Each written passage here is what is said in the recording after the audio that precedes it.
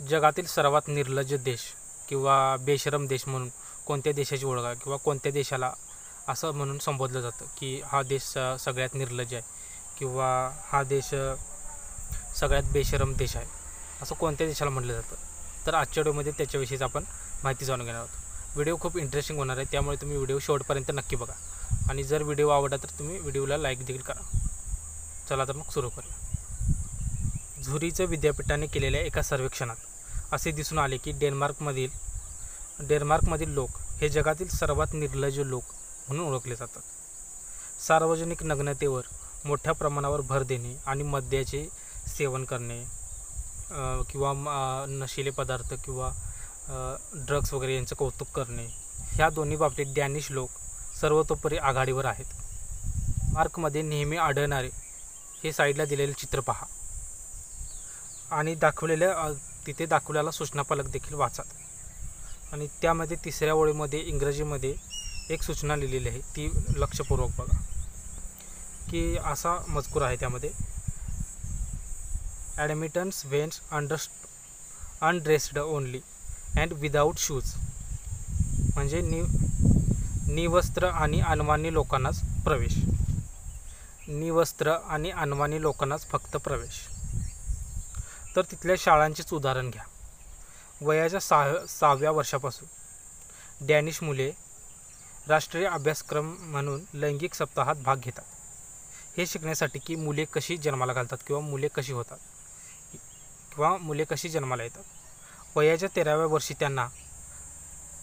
13व्या वर्षी त्यांना हस्तमैथूनपासून ते ट्रान्सजेंडरपर्यंत या सर्व गोष्टींविषयी खुल्या चर्चेत माहिती दिली जाते.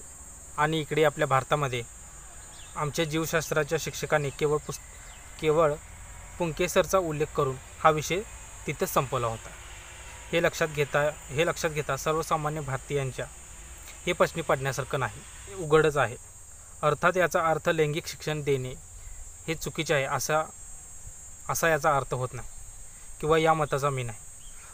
सुदृढ समाजासाठी ते आवश्यकच आहे.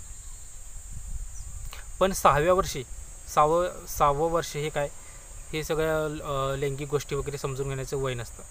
त्यामुळे याचे परिणाम काय हे तुम्ही मगाशी साईडला दिलेल्या फोटोमध्ये बघितलंच.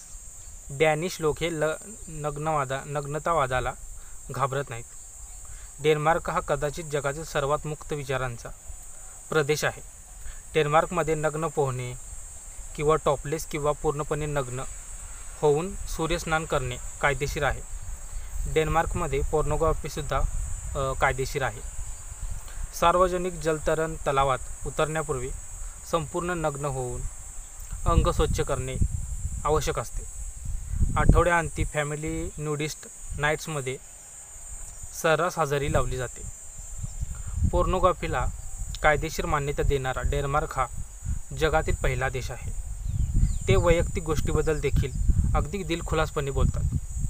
आपल्याकडे कोणी आपल्या पगाराविषयी अथवा आपल्या वैवाहिक लैंगिक जीवनाविषयी विचारलं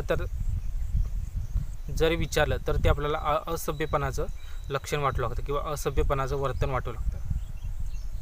पण डॅनिश लोक हे खूप खुल्या विचारांचे लोक आहेत आणि खरोखर त्यांना असे प्रश्न निषिद्ध नाहीत.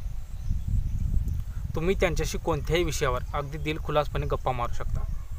आपल्या विवाहबाह्य संबंधावर देखील जर ते संबंध असल्यास तरी देखील ते लपवाछपवी करत नाहीत.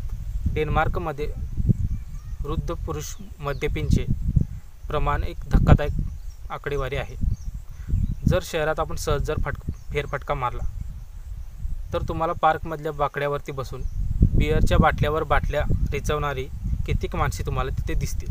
या संस्कृतीमध्ये व्यक्ती जर 16 वर्षाची झाली की ती मद्यपान करू शकते किंवा त्याला तिथे मान्यताच असते. जागतिक आरोग्य संघटनेच्या एका अहवालानुसार एक डॅनिश व्यक्ती वर्षाला सरासरी 11 लिटर मद्य रिचवते. थोडक्यात मानवी वर्तन आणि पद्धतीवर मूल्यांकन केलेल्या या ग्रहावरील सर्वात निर्लज्ज देशांपैकी एक म्हणजे डेन्मार्क असे म्हटले जाते. ते उगाचच नाही. तर मित्रांनो, डेन्मार्क या देशाविषयी जी माहिती तुम्हाला आता या व्हिडिओमध्ये समजली ती तुम्हाला कशी वाटली ते कमेंट करून नक्की सांगा. आणि अशाच प्रकारचे व्हिडिओज बघण्यासाठी तुम्ही आपल्या या चॅनेलला नक्की सबस्क्राईब करा. धन्यवाद.